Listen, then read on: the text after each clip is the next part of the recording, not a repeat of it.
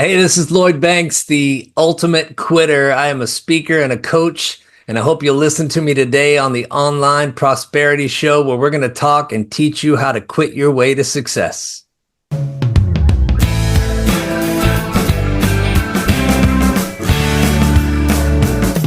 Now, ladies and gentlemen, welcome to yet another exciting episode of the Online Prosperity Show. I'm your host, Prosper Taruvinga, and today we're going to be diving into the art of quitting with none other than Lloyd Banks. Now, Lloyd, how are you doing, my man? I'm fantastic, man. How are you? I am doing mighty fine. I told you I was really excited when I saw your name come through the list. I actually thought it was the Lloyd Banks, but anyway, it's just a sign that we need to maybe work a little bit harder so we can invite people like him. But that's besides the fact. I'm excited to have you on the show today, and you're aptly known as the most successful quitter, right? That's true. I love being called a quitter. I'm not mad at it at all.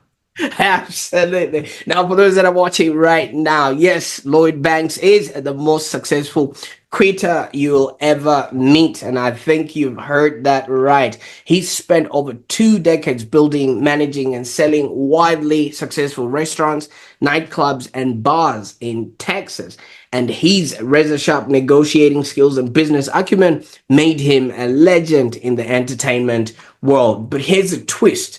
Despite his outward success, Lloyd was actually unfulfilled. I mean, obviously, some people will be thinking, what? Clubs, restaurants, that's where all the fun is at. But Lloyd definitely did not see that as his path. So after a life-altering diagnosis and a wake-up call about what actually matters, which is our health, Lloyd actually mastered the art of quitting, not as an act of failure, but actually as a strategy to create space for that which truly matters. And according to Lloyd, it's your family, your faith, and ultimate fulfillment that you should actually be chasing out there. Now he's a speaker, coach, and an author who's on a mission to inspire people to let go of all that holds them back and embrace a life of purpose and meaning. So in this episode, we're going to be exploring, Lloyd's journey, and he will be sharing his transformation, his methods for strategic simplification, and also the invisible lessons that he would have learned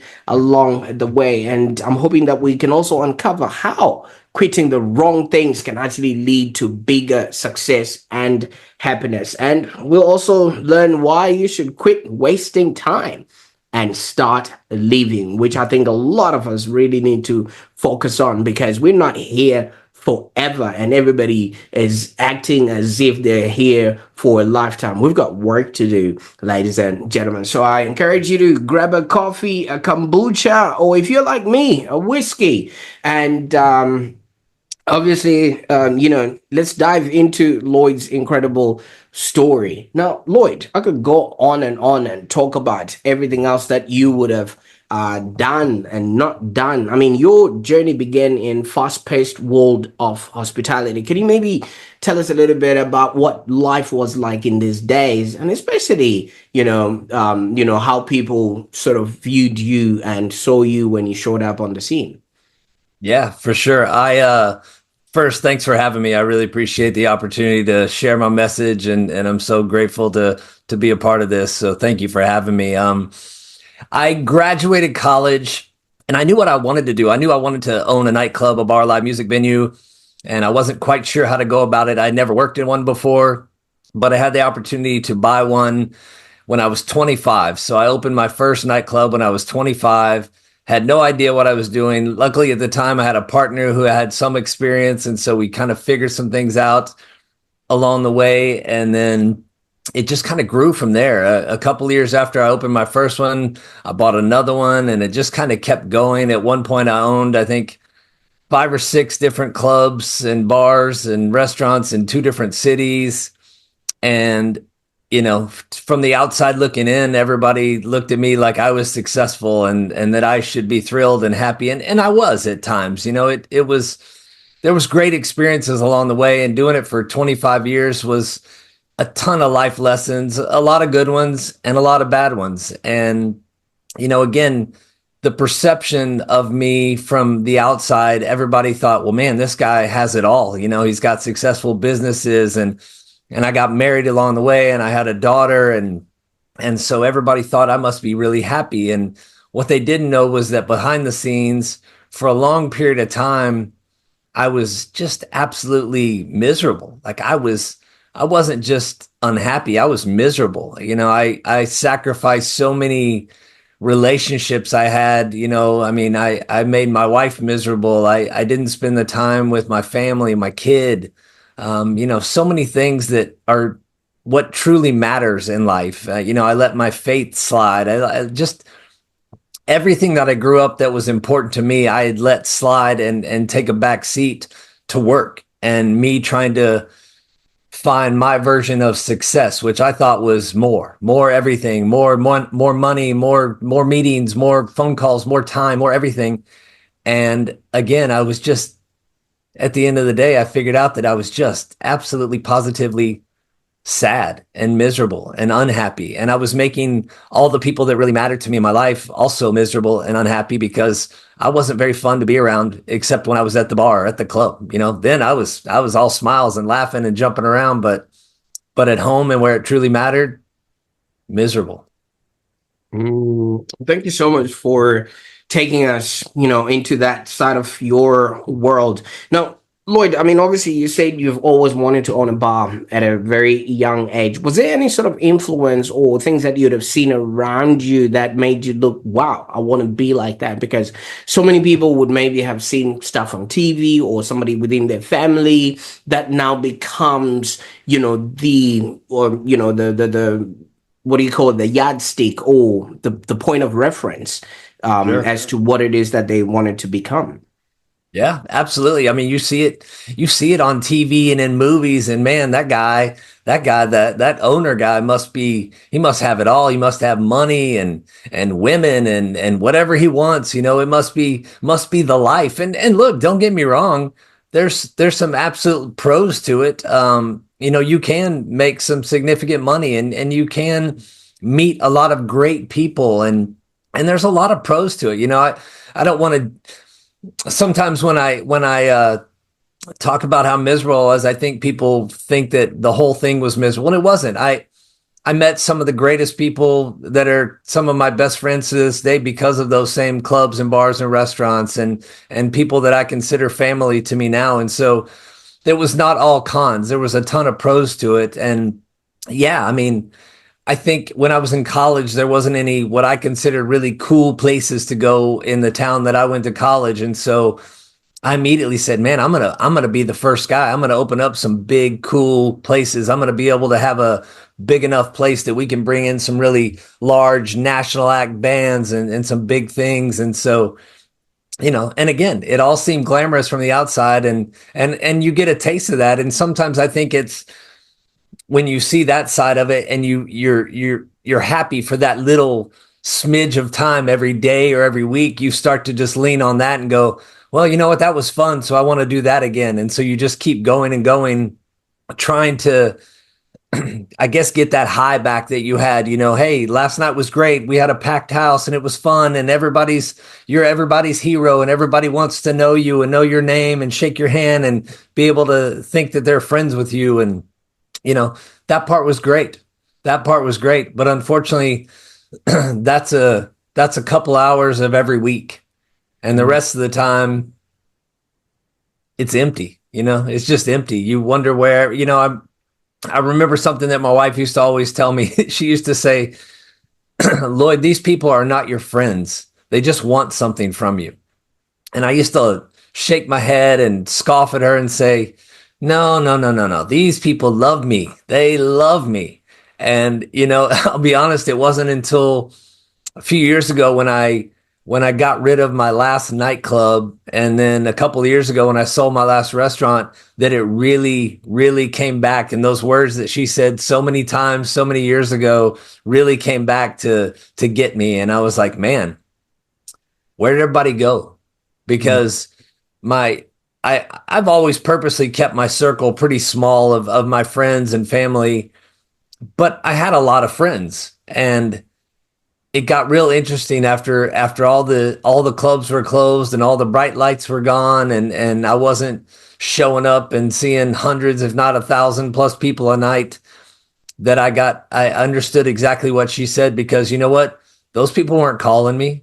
They weren't texting me asking me if they could get in free or they could come hang out tonight or whatever.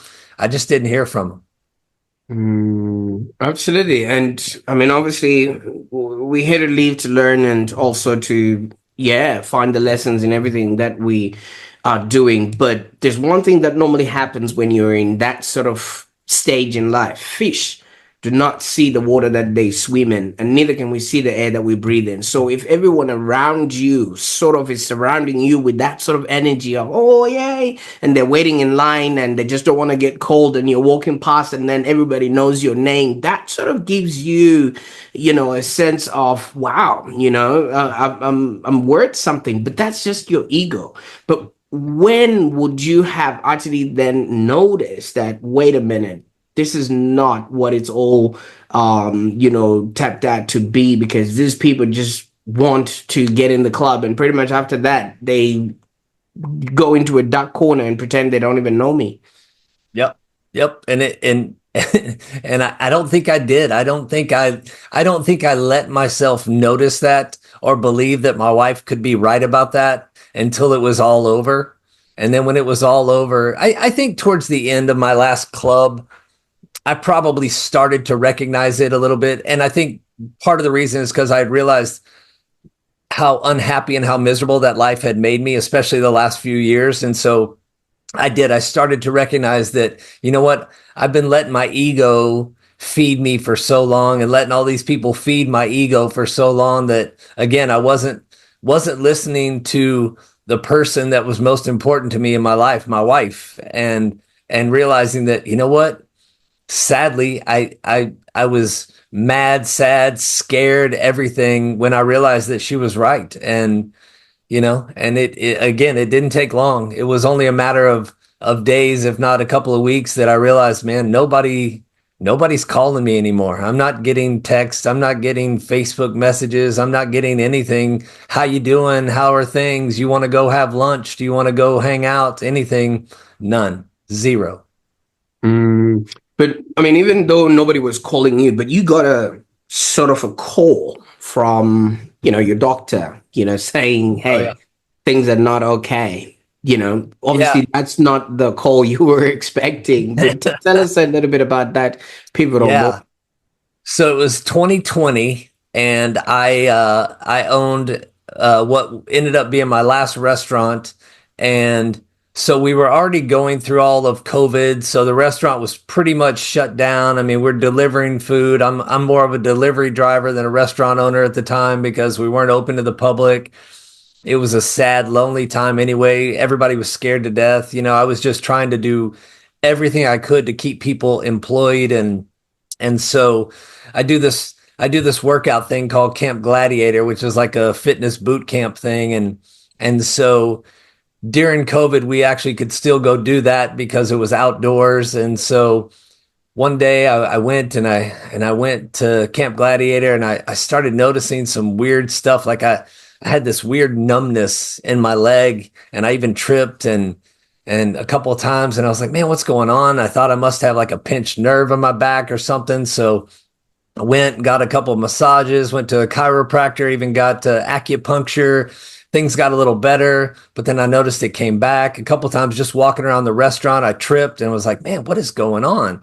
And so one night I was laying in bed, and I remember I told my wife, I said, my feet are numb. I can't feel my feet. And she started messing with my feet. She goes, you can't feel that? I go, not really.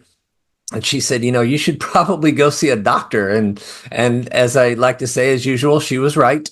And so I went to the doctor, and they sent me to a neurologist, and they ran a whole bunch of tests. And the last thing they did was a spinal tap, which is not fun when they stick a giant needle in your back. But, and so then just a few days later, the neurologist called me back in and said, Mr. Banks, you have multiple sclerosis. And so it's 2020. I have a restaurant. It's in the middle of COVID. We're just fighting to keep the doors open. And now all of a sudden, like, wow, this too. Like, I mean, it was such a, I'd already been gut punched by the restaurant and COVID and everything else. And now this was just a giant lifetime gut punch that I never saw coming. And it was so scary. And I had no idea what I was going to do or how I was going to do it, or was I going to be able to walk a year from now? Like, I had some experience with friends and family that had been diagnosed with multiple sclerosis in my life, and I'd seen some of the worst of that disease, and so I was absolutely positively frightened and scared for my life and scared to death, and and what was I going to do? And because I mentioned earlier that I have an older daughter. Well, at age 40, my wife and I got pregnant again. So I have the interesting thing where I'm 53 now, and I have a 28-year-old daughter and a 12-year-old daughter. So now all of a sudden I've got my wife and two daughters that count on me, and I'm diagnosed with multiple sclerosis, and I had no idea what to do. I had no, all I wanted to do was curl up in a ball and cry and try to figure it out. But the good news was my wife wouldn't let me. She immediately started doing homework, and we both started doing homework and research and trying to figure out what we could do. And and so it's a pretty long story, but I'll give you the short version. Was I was not about to get on these $10,000 a month drugs that the doctors wanted me on, that admittedly do not heal you. They only hope to slow the progression of the disease. And I said, no, I'm not doing that. So my wife actually found a experimental stem cell treatment that they were mostly doing in Mexico and Russia, called HSCT. It's a hematopoietic stem cell transplantation. And so I went and did a bunch of homework and research on it. I talked to people that had been through it, that had had this huge success. I mean, people that were having struggles like me, and next thing you know, after they had it a year later, we're running marathons and things like that. And it's not always that great, and it depends on when, but I was so very early on in the disease, like it hadn't really affected me too much. I hadn't had too much nerve damage from it. And so I went and spent 28 days in Puebla, Mexico, at a place called Clinica Ruiz, and I had HSCT, which basically involves chemotherapy and stem cell transplantation. So I did all that and lost all my hair and everything, and lost a bunch of weight. The chemo was not friendly, but I'm proud to say that it was actually just last week was 4 years ago that I came home from that treatment, and I am about as healthy as I could possibly be at age 53, and I'd probably be even healthier if I'd stop eating so many cheeseburgers. But I'm pretty darn healthy. Still do Camp Gladiator 4 times a week. And I'm thankful. I'm thankful that my wife did her homework and forced me to do mine, and I'm so thankful for those people at Clinica Ruiz and HSCT, and I believe that treatment has absolutely saved my life. Absolutely. Now, Lloyd, it's congratulations. I mean, obviously, it's something that, like you said, really stopped you dead on your tracks. That was your livelihood and everything else that came along with it, and such a diagnostic like that just really puts you back to basics. And especially in the year that it was, 2020. I mean, you can only think that that wouldn't have come out well. But you've introduced us to this character in your life that seemingly has played a pivotal role. Like, first she was the one that told you, hey, there's people ain't loyal, to you, and you're like, nah, let me be. And now she went out of her way to create for and relate to what you had just come into without even thinking you were never there in the first place. I think it will be an appropriate time to actually start addressing her by her name. What's your wife's name, Lloyd? Her name is Toby. Toby. Toby. Toby. Okay. Now, in the next segment of the show, I want you to, if we're gonna clip this part, and this is the only thing that you've ever said to Toby that she's never heard coming straight from your mouth, what would you tell her, knowing what she has gone through and who she's becoming for you? Yeah. Mm. Yeah. That'll probably make me cry. Yeah, yeah, she's the best. I mean, we've been married a little over 25 years now, and I put that woman through hell more than a few times between my lifestyle and just, the way that I acted, the way I treated her, the way I treated everybody around me. And, you know, she used to always tell me nobody's ever going to love you like I will. And she was right then. And she still says that, and she's right today. And I truly have no idea. A lot of people say, oh, without this or that, I'd probably be dead or in jail, that kind of stuff. I have no doubt that without her, I would probably be dead or in jail. She is just, she's loved me when I didn't deserve to be loved, and she's loved me unconditionally. She's given me the two greatest joys in my life, my daughters. And she champions me at every turn. She could say awful things about me to everybody, but she doesn't. She says wonderful things about me, most of the time things that I don't deserve and haven't earned, in my opinion. But yeah, she's my hero, and I can't say enough incredibly wonderful things about her. She is absolutely the love of my life, and the person that if I don't give her credit all the time, she deserves credit all the time for everything that she's done and given me. Absolutely. And Toby, I mean, obviously, I know you're going to be watching this bit here. On behalf of everyone that is going to be inspired by this conversation, thank you. All right. Now, most of us don't quite understand the role that family plays in making the person. From what you're saying, your family has played such a pivotal role in supporting you during your transformation. Um, what's your sort of say to other people that think, oh, I'm going to go at it by myself. I will be a self-made sort of person without realizing that there's usually a woman behind them, either it's a mom or a sister or a wife or a daughter that is actually rolling their eyes, just looking at you, thinking, Yeah, I'm incredibly blessed all the way across the board. I mean, I have wonderful parents that have raised me, and just they did everything for me. I mean, I'll admit I'm the youngest of three, so I was the spoiled one for sure. But they did everything that they could possibly have ever done to raise me correctly. They took us to church, and they taught me about faith, and they taught me about God, and that's something that that's maybe the biggest thing that I could ever thank them for is that they gave me my faith. And even though I lost that faith for many a years when I was kind of in my lost phase and full of myself, I'm glad that I've gotten it back. And again, that's a lot to do with Toby, and and after the whole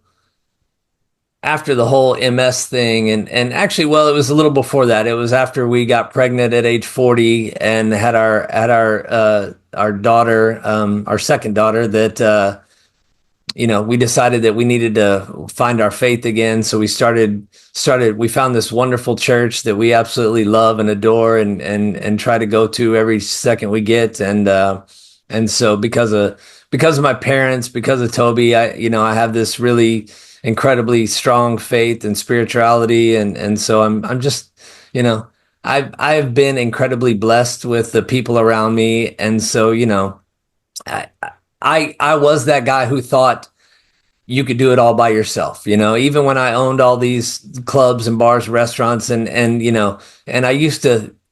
had the attitude that I was doing this all myself, but I wasn't. And maybe I didn't have the strongest team around me at all times, but I always had some people, because, I think the saying is true. Let me see if I can not screw this up. If you want to, what is it? If you want to go fast, if you want to go far, you go alone, if but if you want to go further, you go together. go together. Yeah, there you go. And so, I used to think for the longest time that it had to be me. Like nobody else could do this the way I did. I must be the smartest guy in the room. I must be this, I must be that. Like again, just ego. That's just ego eating me up, and it eats other people up. And what I didn't realize is that if back then I had put together the right team and I had trusted that team and done more to give them um, room to grow and to excel themselves, I would have gone a lot farther. And so maybe I'm happy, maybe I'm not, because had I gone a lot farther in that, I might still own nightclubs and bars and be successful, and that might be great in some sense. But I think the Lord had a different plan for me, and so maybe he didn't allow me to find the right team that I needed to go farther in that life, because maybe he didn't maybe he figured out before I did that wasn't the life for me. Absolutely. Now, you see, you now champion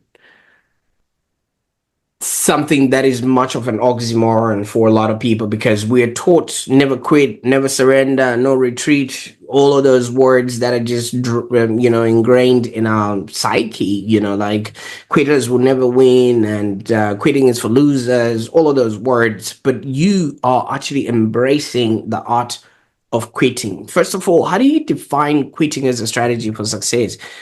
Just so that those at the back of the room would actually understand and not be confused, Yeah. with what society has already drilled into them.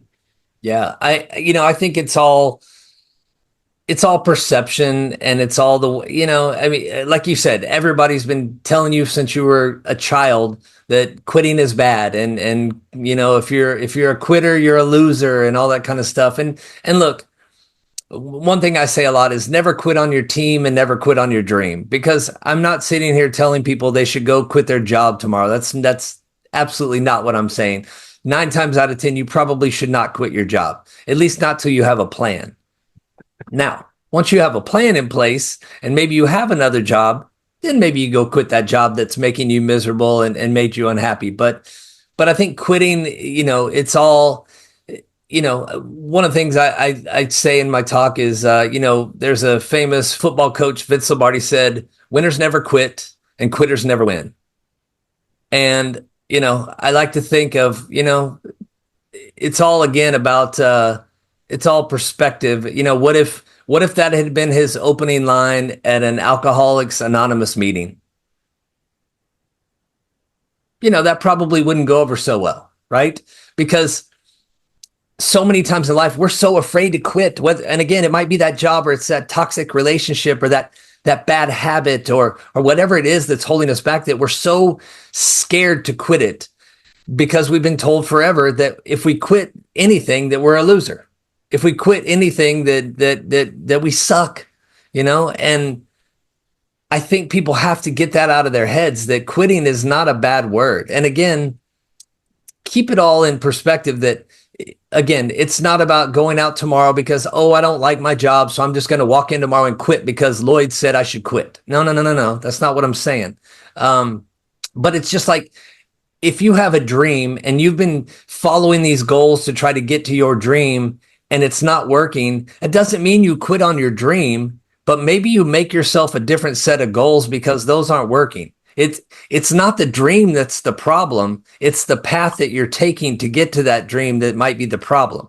So maybe you need to reassess your goals and say, all right, hey, that's not working, but I don't want to change my dream. I love my dream.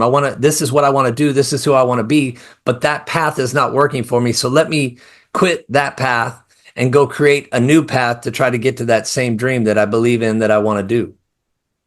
Absolutely. And obviously that just needs a lot more clarification, because so many people they don't understand the oxymoron of it. Of that quitting your job obviously bad, but quitting smoking obviously is good. And that there's a lot of people that are excited about that confusion, that they like to keep it alive because it benefits them somehow. Obviously, the tobacco people don't want you to quit smoking because that's how they get paid. And obviously, if you quit your job, well, maybe I'm not quite sure, who benefits from that, but maybe it's the people that you go and borrow money from, the lenders and things like that. They would be interested in having you as a customer because they know Yeah. you're going to be a perpetual customer. So maybe can you share an example of a destructive habit or mindset that you personally had to quit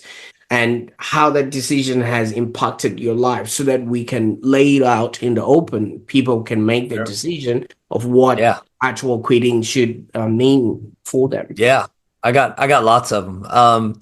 So I think this is a big one and something that I've been working with a few coaching clients on just in the last couple of weeks. But quitting toxic relationships. I had lots of toxic relationships, especially back in my nightclub and bar days. Like people that were feeding this horrific ego of mine that didn't need to be fed anymore. It was getting fed plenty by myself. But these people that were feeding my ego and just adding to my misery, but I didn't even realize it back then. And so quitting those toxic relationships got me to a better place. Quitting when I got diagnosed with MS, I realized that I had to change so many of my habits. Like eating was one of my big ones, that I could not keep eating that the way that I had been for so many years and expect to live much longer, or at least live healthy much longer, if I was going to keep doing that. And so it wasn't just, hey, I quit something that I started doing 2 weeks ago that I realized it wasn't good for me. I had to quit eating the way that I had for 40 plus years of my life. And was it hard? Absolutely, it was hard. It's still hard. I treat myself probably a little more often than I should these days. I've gotten actually a little bit farther away from some of the good habits that I was doing after I got diagnosed, but it's something that is constantly in my head. And actually, just recently, I've been trying to quit those bad habits again and get back to my healthy self. And so, there's a million ways to go about it. People stay up all night binging Netflix or whatever. You know what? It's not healthy. You know why? That's fine. I get it. You want to watch that show? That show's great. I want to watch it too, but you can't stay up all night and not get any sleep. You've got to take better care of yourself. So there's just, you know, anytime I talk to people, I try to, one of the first things I love to ask my coaching clients is, are you happy? And I love to sit there and just be quiet and let them talk around in circles and try to explain to me that yes, they're happy, or no, they're not happy. And then I love to ask them what's keeping you from being happy, or what's making you happy. And then I can take that and dissect it and pull it apart and say, okay, you mentioned these things that, are making you unhappy. Why do you keep doing those things? And listening to people try to explain themselves and why they continue to stay in that toxic relationship, or they still drink as much as they do, or smoke as much as they do, or whatever it might be for them, is hilarious, because 99 times out of 100, if not 100 out of 100, people know exactly the things that they need to quit. Mhm. But then it's finding the courage and the strength and the ability to actually quit those things. That's the tricky part. Absolutely, and I quite like that. One of the things that I do, Lloyd, is pretty much I call it restoring to factory settings. I mean, obviously, I was born in Africa. If I find that something is easy to do, Yeah. I automatically know there's convenience that has been baked into it. All right. So it's easy to just go through a drive through, buy whatever it is. You're not given a chance to actually look at the nutritional value in what you're buying. You know what I mean? Yep. Whereas if it's in a restaurant, you'd have to sit down and you actually hear them, skinning the cow. That's going to be the steak that you're going to eat. Then there's an Yep. element of that weight. Whenever you find something easy to do, it's usually easy not to do as well. So I think Yep. that would be somewhat of a way that people can start looking around at things that they need to do in order to figure out what to sort of quit. And one of your messages now is creating that work-life harmony. I mean, for somebody who for 25 years you were subjected to your phone and the calls of all the other people that wanted your company you have now sort of shifted, and that's a big transformation. But how can entrepreneurs and business leaders maybe start doing that today? Because most of them are like you were, married to their business, married to their phone, and married to the outcomes that they want to give to the people at their expense of, lovely wives, daughters, and people that they have around them that actually mean the most.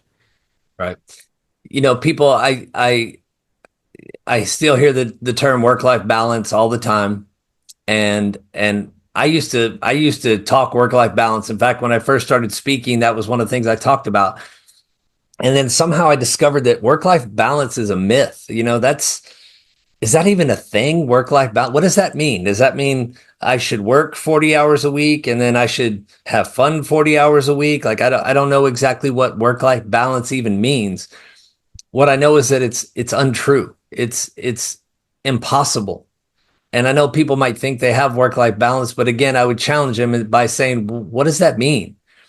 And I know for me, it came to a point where, yes, I want to work, and yes, I want to have my fun and my time away from work or whatever. But for me, for so many years, that was impossible because all I knew how to do was work, and all I knew that as I needed to work more because I needed more money and I needed more success and I needed more this and more that and more this, and I didn't know how to do the other part. And then realizing that, again, what is work-life balance? I don't want work-life balance. I want something more than that.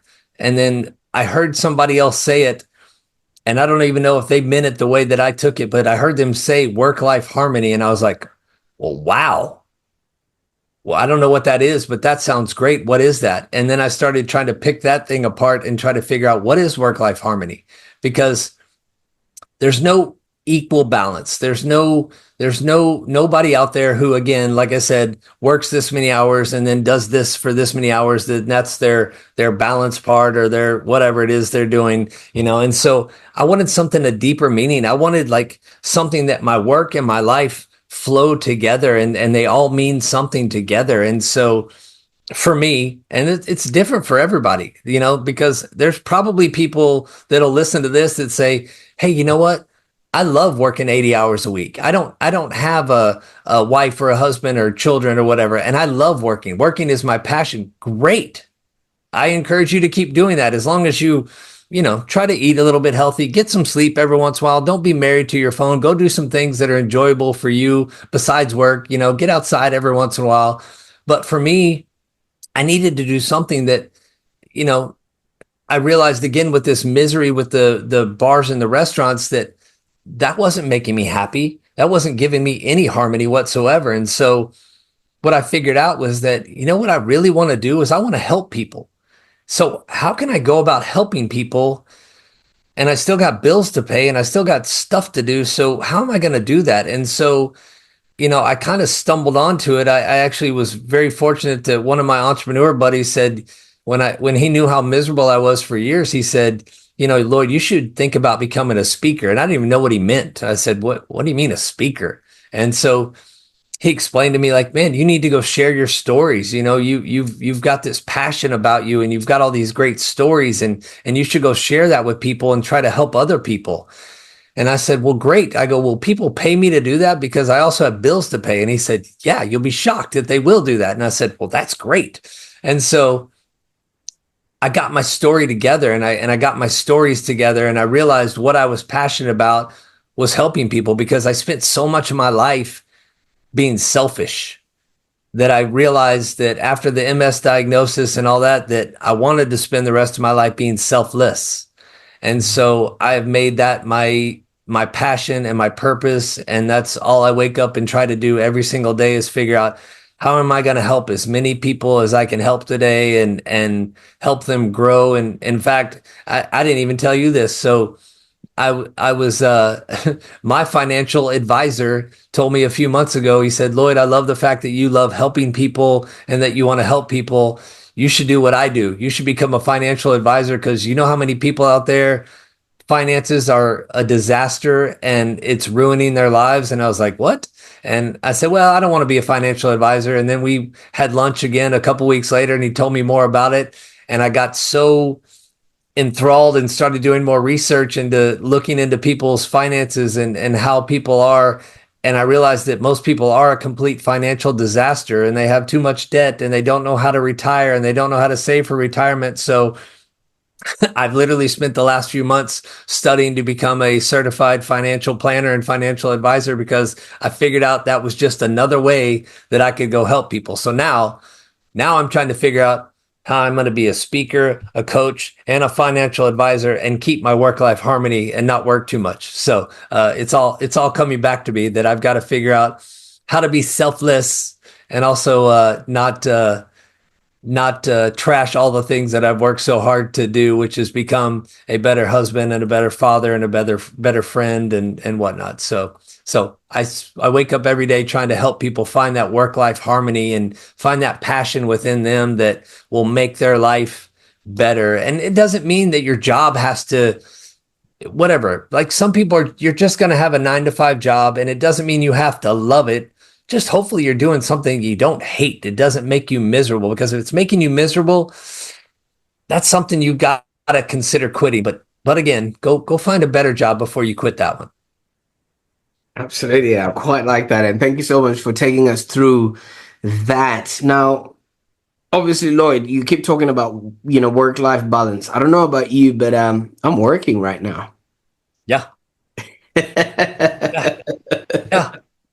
And you know what? You may have figured it out.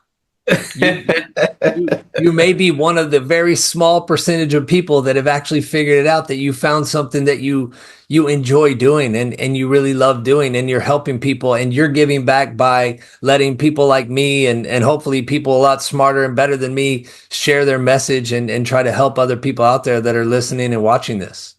And what a great job, man. That's a what a great thing for you to be doing. What a great way to give back.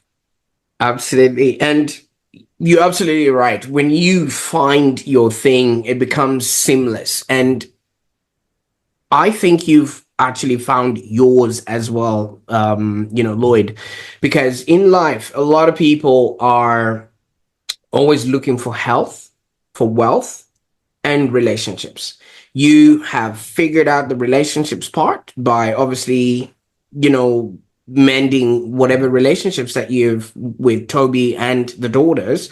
And also you've gotten rid of the toxic hanger on relationships that are no longer needed. Okay. So obviously you can be an expert in that, just predicated on your life alone and your experiences.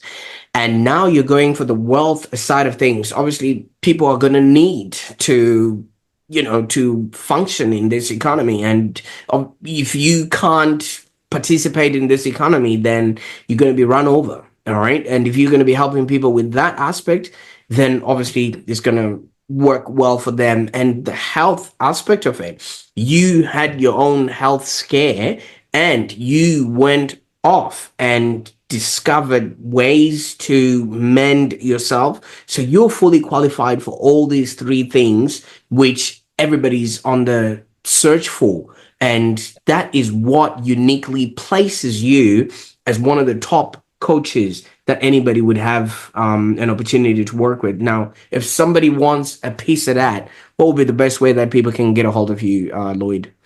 Yeah, the best way is probably my website. It's just www.lloydspeaks.com.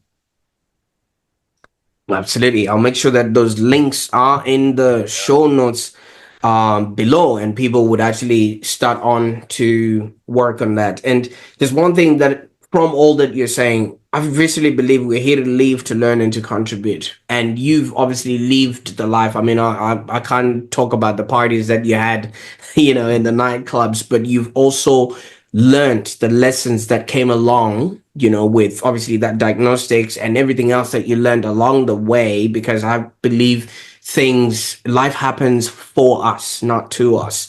And now you're sending the elevator down and contributing to others who, obviously are on the way to, have a happier sort of existence. Now, your keynotes and your keynote speeches and your coaches are really designed to inspire action. What's the one sort of takeaway that you would hope an attendee sort of leaves with, when they get to hear you speaking? Yeah, I think we all deserve to be happy. I know it's not a complicated thing to say, but I think we all deserve happiness. And I think too many of us are living a life of unhappiness, and we don't have to. And you don't have to go through all of the things that I went through. It doesn't have to take hitting rock bottom or having some horrible diagnosis or whatever to start finding happiness. Just just quit one thing today. Quit one thing today that's holding you back. And then you know what? Build upon that. Use it as momentum. Quit one thing, and it doesn't have to be a big thing. You can start small and build momentum, and then, celebrate your successes, no matter how small, celebrate them. And then you'll find that once you learn how to quit one thing, even a small thing, that you'll be able to quit the next thing. And then maybe it's a bigger thing, and then just be able to stack those wins. And then all of a sudden realize one day you wake up and realize that, hey, I've quit this, and this. And guess what? I'm happy. And my favorite line, I usually end every talk with it is, I say, quit all those things that don't matter so that you can live a life that truly does. And Ooh. I just truly, I don't know where it hit me along the way, but I just figured out along the way that I wanted to be happy, and I wanted everybody else to be happy. And I don't think it's an impossible thing to do to be happy. I just think you got to want to be happy, and you got to be willing to do some hard things. And some of those hard things are probably quitting some things. I like that. And I think there's a term in entertainment that says quit while you're still at the top. This will be right about the time where we need to obviously put a pin to this episode. I can't thank you enough for the time that we've spent on this show today. But it would be remiss for me to not ask, especially for somebody who's transformed and now is going on to bigger, better things. What's next, Lloyd? What can we anticipate now that you've brought us into your world? Any projects, initiatives that you're working on that you'd like to share with our audience today? Yeah, if so I share a lot on Instagram. So it's Lloyd Quits on Instagram, but I share a lot on there. And I'm doing my speaking, I'm doing my coaching now. Now I'm gonna be a financial advisor as well. But I also I have finally finished this book, and so I'm hoping, I don't know when it'll happen, depending on publishing, but probably sometime in early, if at the latest, hopefully mid 2025, that my book's going to come out. And it's just a little helpful kind of.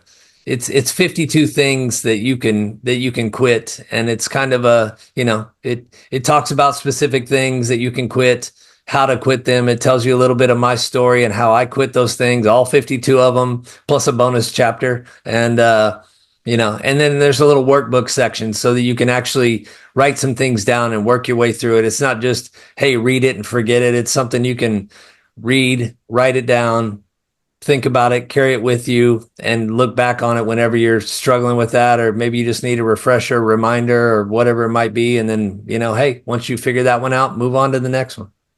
Absolutely. Now, Lloyd, do you understand that you've actually committed the ultimate sin on the online prosperity show right now? What's that? Because you cannot hint or tease about a book and not promise to come and launch it back on the show. You have my guarantee right now. As soon as that thing is done, which I've done with my part, I'm just waiting on others now to finish their part. But yes, I would love nothing more than to come back here and share it with you and your audience. Fantastic. Now that gets me all excited. But the one thing that I really like about what you've done, I don't know if you did it on purpose, but there's 52 things to quit and there's 52 weeks in a year. So does that mean you've got one thing that you're quitting every single week? You can take it that way. That's the way I designed it. And then some people said, well, hey, there's 52 things. Not really all of these apply to me. Maybe only 10 of them apply to me. Maybe 48 of them apply to me. So, hey, take them as you will. If you can knock one out every week, knock it out every week. If it takes you 3 months, fine, take 3 months. If it takes you a day, take a day. But yeah, that's what it was meant for, was one per week. But it's kind of a choose your own adventure book. You can go from chapter 1 to chapter 48 or 46 or whatever it is for you that you need some help with. Definitely, definitely. You're gonna have to bring this back onto the Yeah. Online Prosperity Show, because I visually want to be on the forefront of anything that helps people have a happier existence. Now, Lloyd, I can't thank you enough for joining us, especially with your inspiring story and your life experience, that you've gone through, and just being generous with your time. Thank you. Oh man, my pleasure. Again, thank you so much for letting me share, man. It is truly, there's nothing I love more than to come on and be able to talk and meet someone like you and then get to share with your audience. And if it just helps one more person quit something in their life that makes their life a little bit happier tomorrow, then you know what? I can consider today a success. Well, absolutely. And I can't wait to have you back on the show. Maybe we can have you with Toby, for part of the segment. So just so, since you've already introduced her to Yeah. us, thank you so Oh, much. she'll hate that. We should definitely do that. She'll hate it. That'd be great. Fantastic. So if today's episode sparked a light bulb moment, or just gave you a nudge to quit what's holding you back, don't maybe keep it to yourself. I encourage you to share this episode with somebody who would love to get their life back on track, or somebody who actually needs to hear Lloyd's story so that they too can have a happier existence. I'll also put all the links so that you can connect with Lloyd's journey. And as he has promised, we'll be seeing him on the show yet again next year. So this is your cue to subscribe to the Online Prosperity Show so that you do not miss, the next episode, where hopefully we're going to have Toby on and also get to experience the book that Lloyd has written. Now, check the links in the bottom for you to be updated on what's coming up and what episodes you should watch next. But I want you to remember something. Quitting is not giving up. It's actually making room for something better, because you can't climb the ladder of success with your hands full. So if you let go, you'll be able to hold on to the rungs that actually take you to the next level. Until next time, stop quitting your way to success. Bye for now.